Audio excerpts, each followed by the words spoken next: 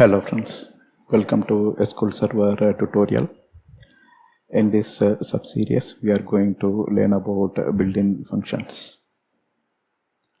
So in this first part, we will learn how to bypass date using the date functions.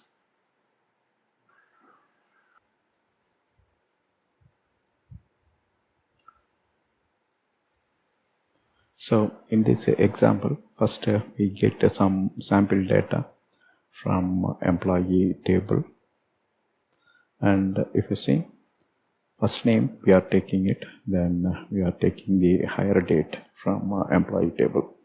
So since we specify top 5, we will be getting only 5 records from the database.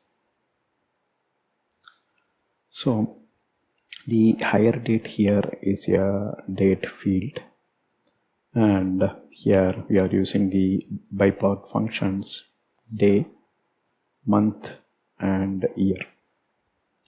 So the day part, we are passing the hire date. This is actually a date data type, and we are passing it to the function day, month and year. So once you pass day, it will bypass the date and specify the day of the month. Then month, it will specify the month number, and the year, that will be specified in Y format. So by default, the year will give year in terms of 4-digit numbers.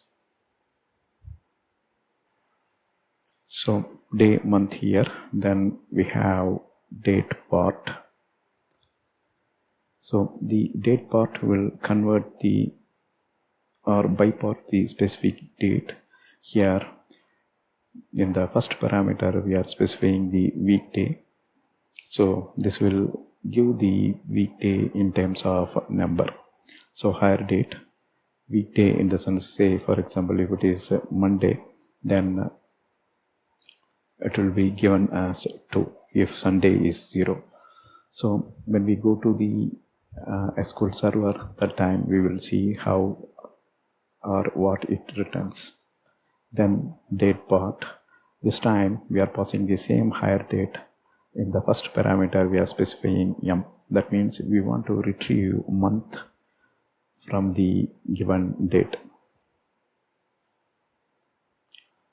Finally, we have one more function, DateName.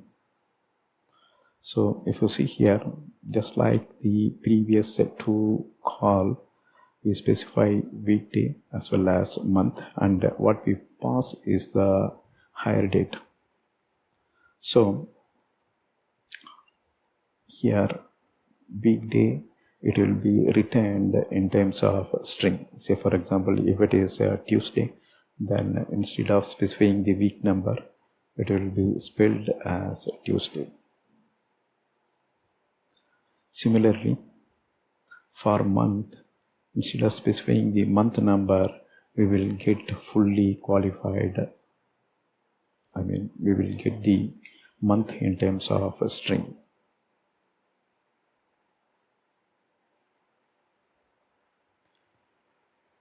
Alright, now we will go to demo and see how it works. Here, first we are selecting first name and hire date from employee. This is just to see the sample data. Here you can see first name Paolo Petro and hire date is given. So this one is the year, first 4 digit. Next one is the month, and third one is the day.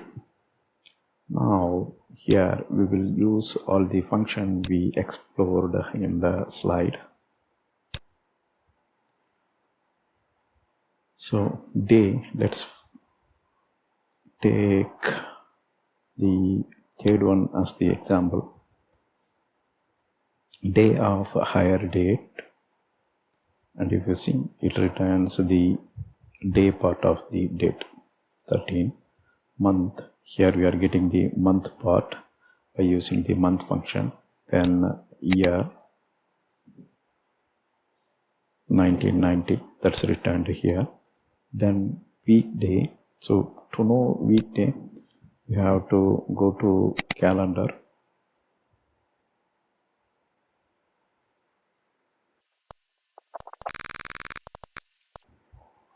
So 1990, month is 9, right? 1, 2, 3, 4, 5, 6, 7, 8, 9, September 13. If you see, September 13 is a Thursday. And counting from Sunday, 1, 2, 3, 4, 5. Thursday is 5. That's what here we are getting. Weekday as 5. Month is 9. And when we use date name, we are getting Thursday here. And month is spelled as September. So day will retrieve the day part. Month will retrieve the month part from the date. Year will give you the year. Date part. In the first parameter, we can specify weekday or month. Once you specify weekday, it will be given in terms of number. Count will start from Sunday and it will end with Saturday. Similarly, for date part, when you pass month, it will give the month number.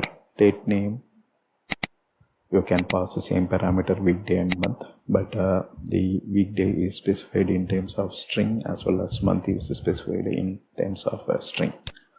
So that's all with the date by part function. Day, month, year, date part and date name. And you can download the sample query from the description of this video. Thank you for watching.